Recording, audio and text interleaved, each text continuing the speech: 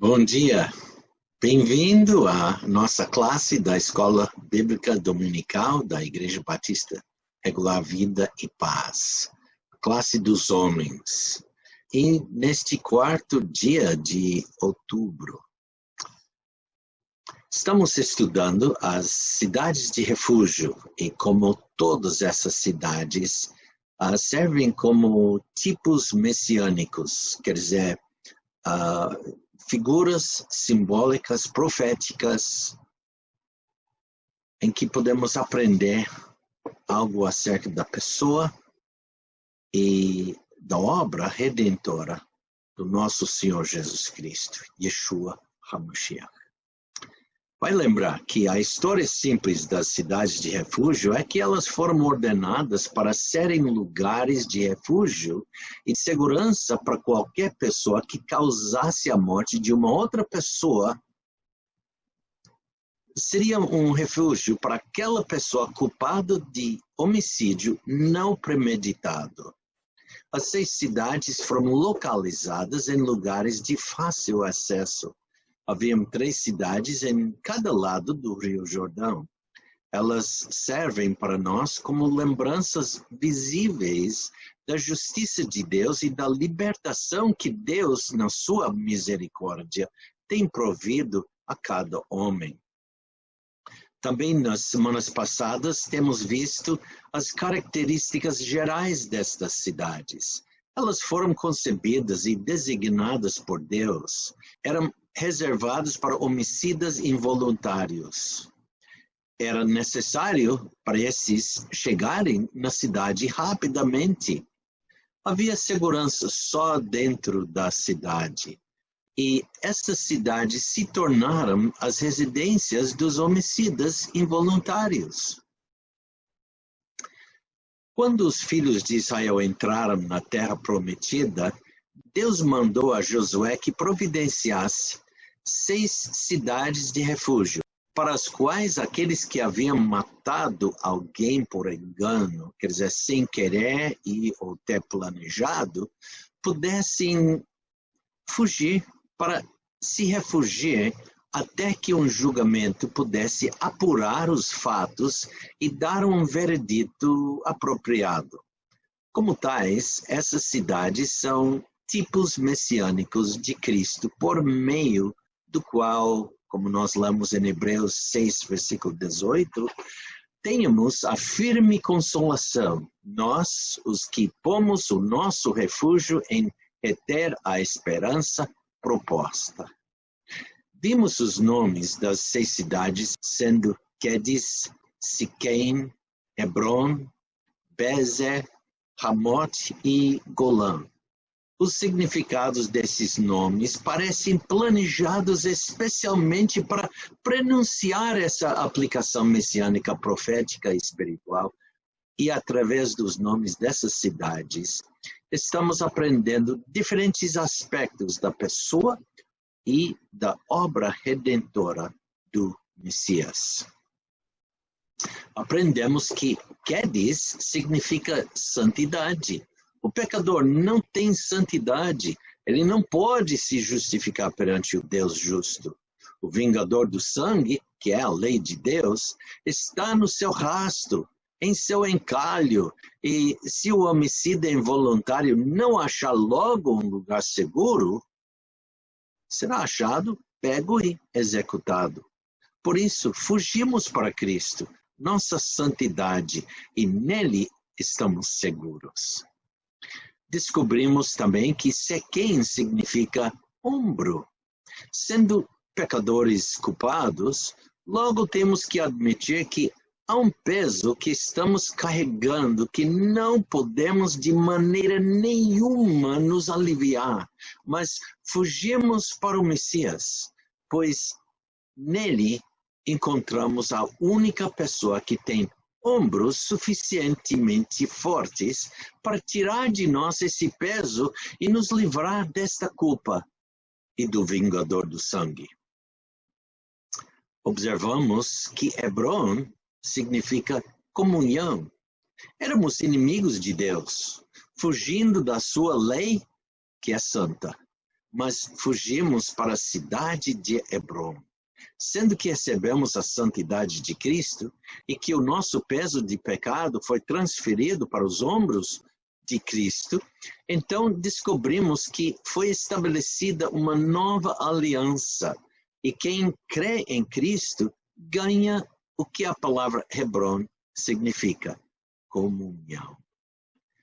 Mas Deus prova o seu amor para conosco em que Cristo morreu por nós, sendo nós ainda pecadores. Logo, muito mais agora, tendo sido justificados pelo seu sangue, seremos por ele salvos da ira. Porque se nós, sendo inimigos, fomos reconciliados com Deus pela morte de seu Filho, muito mais, tendo sido já reconciliados, seremos salvos pela sua vida. E não somente isto, mas também nos gloriamos em Deus por nosso Senhor Jesus Cristo, pelo qual agora alcançamos a reconciliação. Romanos 5, versículos 8 a 11.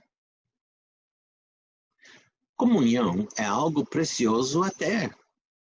Nós lemos, fiel é Deus, pelo qual fostes chamados para a comunhão de seu Filho Jesus Cristo, nosso Senhor.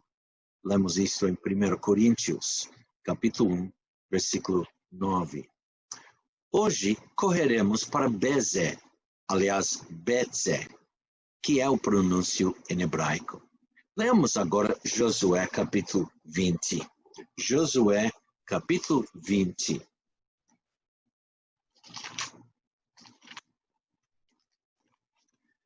É 9 versículos. Vamos ler. Falou mais o Senhor a Josué, dizendo, fala aos filhos de Israel, dizendo, apartai para vós as cidades de refúgio de que vos falei pelo ministério de Moisés, para que fuja para ali o homicida, que matar alguma pessoa por engano, e não com intenção, para que vos sirvam de refúgio contra o vingador do sangue. E fugindo para alguma daquelas cidades, por-se-á à porta da cidade, exporá a sua causa aos ouvidos dos anciãos da tal cidade, então o tomarão consigo na cidade e lhe darão lugar para que habite com eles. E se o vingador do sangue o seguir, não entregarão na sua mão o homicida, porquanto não feriu a seu próximo com intenção, e não o odiou antes. E habitará na mesma cidade até que compareça em juízo perante a congregação, até que morra o sumo sacerdote que houver naqueles dias. Então o homicida voltará e virá à sua cidade e à sua casa, a cidade de onde fugiu. Então designaram a Quedes na Galileia, na montanha de Naftali, e a Siquém, na montanha de Efraim, e a Kiriat Arba, este é Hebrom, na montanha de Judá. E além do Jordão, na direção de Jericó para o oriente, designaram a Bezé, no deserto, na campina da tribo de Ruben, e a Ramote, em Gileade, da tribo de Gade, e a Golã, em Bazã, da tribo de Manassés. Estas são as cidades que foram designadas para todos os filhos de Israel, e para o estrangeiro que habitasse entre eles, para que se acolhesse a elas todo aquele que por engano matasse alguma pessoa, para que não morresse às mãos do vingador do sangue, até se apresentar diante da congregação. Vamos orar antes de iniciar nesse estudo. Pai, te damos graças pelo privilégio, mais uma vez, de abrir a tua palavra. Pai, nos ajudar para que nesta cidade podemos também ver o nosso Salvador, nosso Redentor, nosso Goel, Yeshua HaMashiach, o Senhor Jesus Cristo, o Salvador ungido. E aprendendo essas coisas, podemos ser mais encorajados, mais edificados, entendendo melhor essa grande redenção. No nome de Yeshua, nós te louvamos. Amém. Bom, Bezer foi localizado no Planalto, no lado leste do Jordão. Bezer era uma cidade murada dentro do território de Ruben. Encontramos isto em Deuteronômio, capítulo 4, versículo 43. Um dos significados do nome Bezer é que vem da palavra raiz batzar, que é uma palavra primária, raiz. É uma palavra interessante e tem vários sentidos. Um destes quer dizer cortar. E muitas vezes essa corte é ligado com a colheita das uvas, porque o vinheiro vem colhendo, cortando cada cacho. Uma vinha é um lugar bem demarcado, sempre com um muro, não é permitido para qualquer pessoa entrar, ainda mais, animais não podem entrar, para não danificarem e estragarem a fruta. Vemos então que cada cacho era protegido e selecionado, mas devemos lembrar que, por causa do nosso pecado, o vingador do sangue está em nosso encalço. Lembro-me muito bem, uns 43 anos atrás, passei 6 semanas trabalhando em Israel, no Kibbutz Ashdod Yaakov Ehud, localizado ao sul do Mar da Galileia, ao longo do Rio Jordão. Eu trabalhava nas vinhas, na época da colheita. De vez em quando, um dos cachos de uva apresentava uma uva ruim, que precisava ser separada e cortada antes que o cacho pudesse ser embalado para transporte para a Europa. Recebi uma ferramenta específica para cortá-las e jogá-las fora. Esse é o trabalho do vingador do sangue. Ele quer cortar as uvas ruins. Mas lembre-se, o dono da vinha, como em João 15, é o lavrador.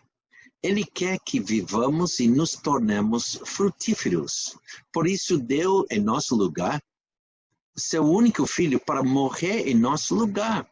O vingador do sangue, a santa lei de Deus, que só pode nos condenar, quando nos alcança, descobre que a nossa culpa e pecado já haviam sido transferidos para Cristo. E Cristo morreu em nosso lugar. Ele morreu, não eu, não nós. Como Isaías escreveu sobre ele, da opressão e do juízo foi tirado. E quem contará o tempo da sua vida? Porquanto foi cortado da terra dos viventes, pela transgressão do meu povo, ele foi atingido. Eu li Isaías, capítulo 53, versículo 8. Isaías 53, versículo 8. Agora, vamos olhar isso de outro ângulo. Nós, como pecadores culpados, estamos fugindo para Bezer, a cidade da colheita da uva. É lá onde as uvas são pisadas para fazer o suco de uva. Frequentemente, o suco de uva é retratado como sangue. E por causa da sua cor, somos culpados de homicida. Porém, foi o sangue de Cristo que foi derramado por cada um de nós. Não é maravilhoso? Batzar também tem no sentido de ser isolado, cercado, lugar de segurança e um retiro. A definição de retiro é exatamente isto: lugar solitário afastado em relação aos centros urbanos, lugar em que se procura descanso, paz, recolhimento, um afastamento pelo qual um indivíduo se isola do habitual convívio com outro. Betzer, então, também quer dizer lugar inacessível, sendo inacessível por causa da sua altura ou fortificação. Solitário, isolado, inacessível, fortificado. O homicida involuntário foge para um lugar isolado e inacessível onde pode achar segurança, onde ninguém, o vingador do sangue, não pode fazer mal a ele. Entrando na cidade de Betzer, o homicida involuntário se encontra em uma cidade fortificada. Nada pode tocá-lo ou feri-lo ali. Ele está em uma cidade inacessível ao inimigo. O homicida involuntário torna-se inacessível ao vingador do sangue. Assim, o Messias é nossa cidade de Betzer.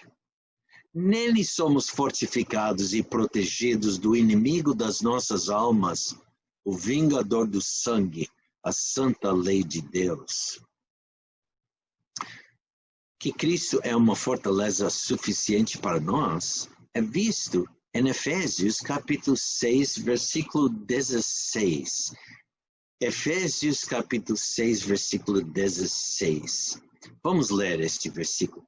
Tomando sobretudo o escudo da fé, com o qual podereis apagar todos os dardos inflamados do maligno.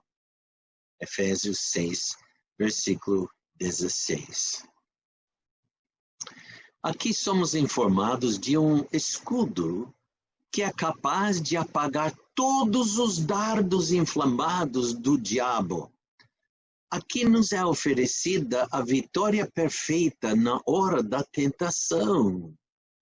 Me diga, o que é esse escudo? O que é? Será algo que Cristo coloca em nossas mãos e depois nos envia para viver em meio aos dardos inflamados do pecado? Corremos o risco de falhar no uso e na manipulação adequada desta arma, de modo que caímos sob o fogo? Veremos como este escudo da fé é uma grande bênção quando descobrimos que não é alguma coisa, mas uma pessoa, e que essa pessoa é o próprio Messias, o Cristo, nosso Betzer. Hebreus 12, versículo 2, nos informa de que ele é o autor e consumador de nossa fé. Lembra o versículo? Olhando para Jesus, autor e consumador da fé, o qual, pelo gozo que lhe estava proposto, suportou a cruz, desprezando a afronta, e assentou-se à destra do trono de Deus. Hebreus 12, versículo 2. Então, nossa fé não é nossa de forma alguma, é dele. E é ele que nos dá a fé que é dele como escudo. Novamente, em Gálatas capítulo 2, versículo 20, lemos que vivemos não por nós mesmos, mas pela fé no Filho de Deus. É a fé dele, não a fé nossa. Ou seja, a fé não é algo que produzimos e desenvolvemos. Fé é simplesmente confiar em sua fidelidade. Vamos para Gálatas capítulo 20, vendo essa. Gálatas capítulo 20. Aliás, Gálatas capítulo 2, versículo 20. E nós lemos: já estou crucificado com Cristo, e vivo, Não mais eu, mas Cristo vive em mim. E a vida que agora vivo na fé, vivo-a pela fé do Filho de Deus, o qual me amou e se entregou a si mesmo por mim. Fé é simplesmente confiar em sua fidelidade. Tendo mencionado este escudo da fé e o identificado, devemos provar que realmente é Cristo, o Messias, e como ele pode nos proteger, e o faz. Deveremos ir para Gênesis capítulo 15. Abra suas Bíblias para Gênesis capítulo 15, onde lemos versículo 1. Gênesis 15, versículo 1 diz: Depois destas coisas, veio a palavra do Senhor a Abraão em visão, dizendo: Não temas, Abraão, eu sou o teu escudo, o teu grandíssimo galardão. Agora, para realmente compreender o significado profundo deste versículo, devemos ser informados do que está registrado no capítulo 14. O versículo 9 nos diz que 4 reis combinaram suas forças para sair e lutar contra 5 outros reis, incluindo o rei de Sodoma e o rei de Gomorra. Os 4 reis foram vitoriosos. E como resultado, eles levaram o ouro, prata e objetos de valor de Sodoma e Gomorra, e junto com outras coisas, eles levaram também a Ló e toda a sua família. Agora, lembre-se, Abraão estava morando onde? Lembra semana passada? Em Hebron, o lugar da aliança. O lugar da comunhão. Ele estava em plena comunhão com Deus. E Abraão estava morando em Hebron, nas montanhas. Quando Abraão soube dos acontecimentos, Abraão reuniu 318 de seus lavradores e pastores e outros ajudantes domésticos, e foi descer as montanhas a leste até as planícies do Jordão para fazer algo a respeito.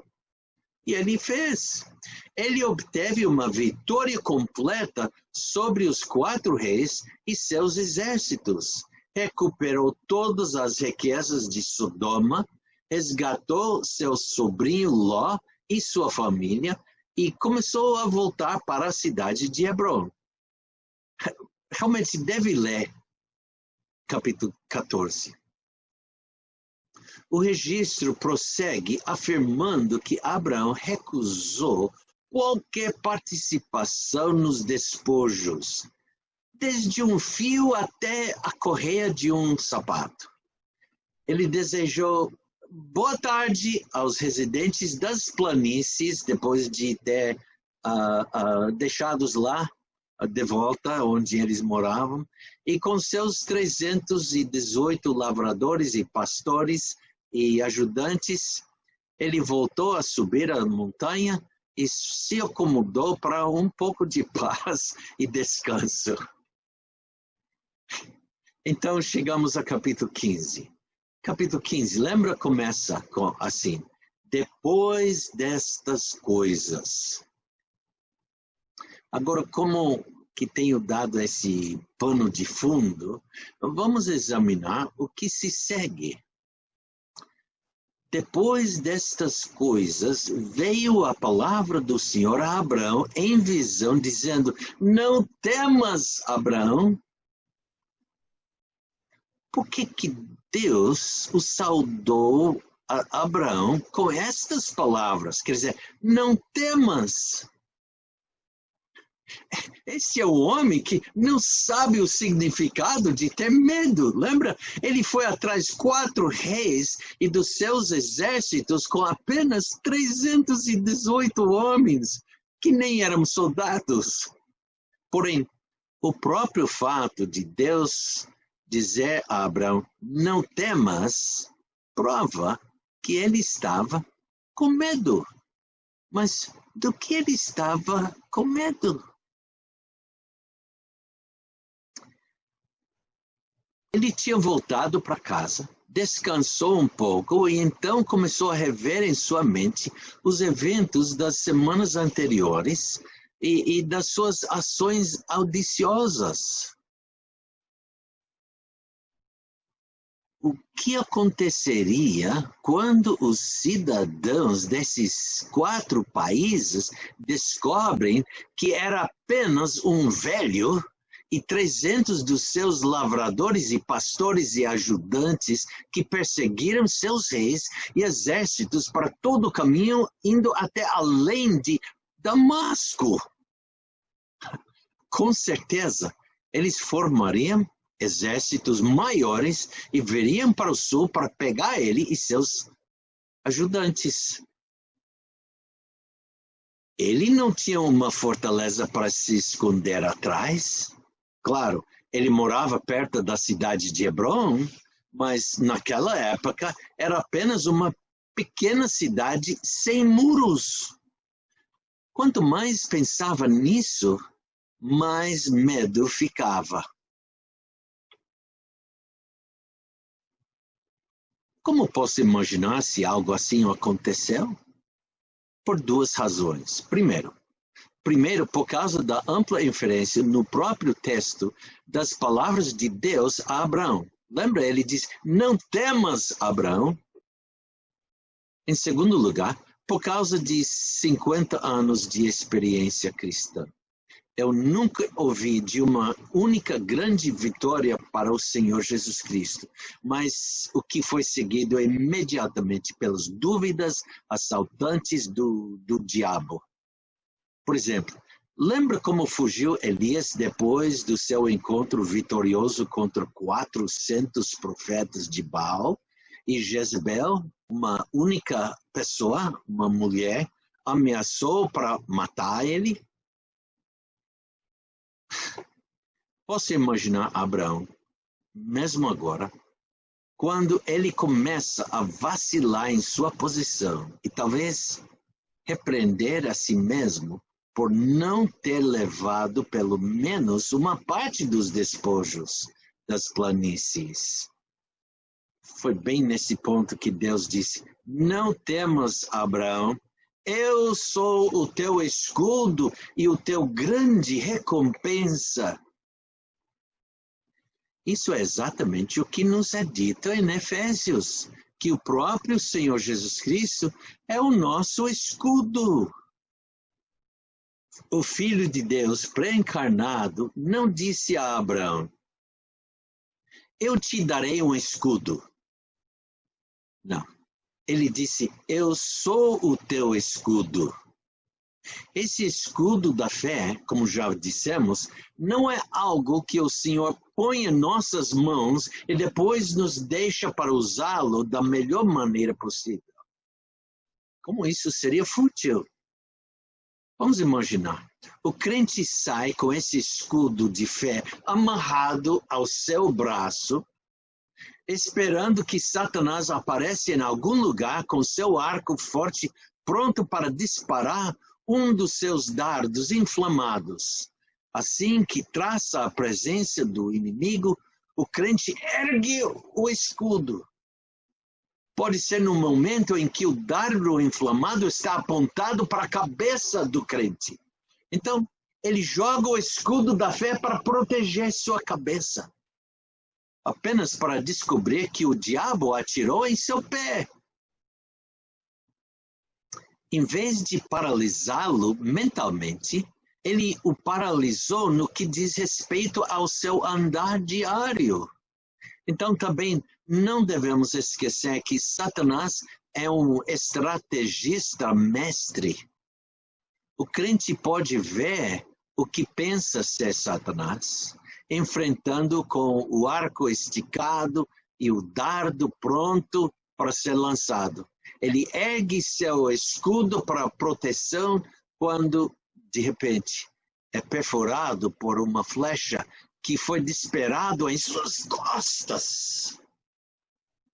Ele descobriu. O que viu à sua frente era apenas um engodo, um chamariz. E o próprio Satanás estava vindo sobre ele por trás para atacá-lo em algum ponto vulnerável, deixado desprotegido. Com certeza você tem visto todos esses fotos, esses desenhos com aquele soldado que prefigura o crente, né, com sua espada e atado no braço aquele escudo, né? É longe da verdade. Porque muitos crentes jogam seu escudo para cima quando pensam que Satanás estava tentando de perder a paciência ou a praguejar. Eles se enfrentaram o inimigo decididos a não ceder em nenhum desses pontos, apenas para descobrir que eram culpados de fofoca, inveja ou qualquer outra coisa igualmente horrível. Não, irmão. O único tipo de escudo de fé que nos protegerá perfeitamente é um escudo que vai em redor de nós, acima de nós, embaixo de nós. E isso é exatamente o que Jesus Cristo é. Repetidamente, no Novo Testamento, o crente é representado como estando em Cristo Jesus. Não estamos nos escondendo por trás de Cristo. Estamos nos escondendo em Cristo. O resultado é que não importa de que ângulo Satanás faça seu ataque sobre nós, estamos perfeitamente protegidos de tudo, de todos os dardos inflamados do maligno. Você não precisa temer que você não possa resistir. Sua resistência está nele. O pecador culpado, todos somos, não é? Que reconhece sua necessidade do Salvador, pode correr para o Messias como sua cidade de refúgio. Ali estará cercado com as muralhas de proteção. Seu escudo perfeito, tendo chegado a um lugar inacessível, onde a lei não o pode pegar, condenar e matar. Betzer significa também esconderijo forte. A Escritura assegura ao crente que vossa vida está escondida com Cristo em Deus. Nós lemos isso em Colossenses capítulo 3, versículo 3. Dê uma olhada naquele versículo. Vossa vida está escondida com Cristo em Deus. Então, nosso escudo não é uma coisa, mas é uma pessoa. Deus nunca disse, te darei um escudo, mas disse, eu sou teu escudo.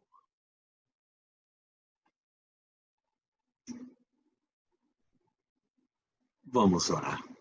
Pai, obrigado pelo privilégio que nós temos de estudar a tua palavra. Obrigado, Pai, por todas essas cidades. E hoje, esta cidade, Betzer. E descobrimos que estou num lugar inacessível. O inimigo não pode penetrar. Suas armas não podem nos atingir. Pai, obrigado por isso. Te louvamos no nome de Yeshua HaMashiach, o Senhor Jesus Cristo, nosso Goel, nosso Redentor. Amém.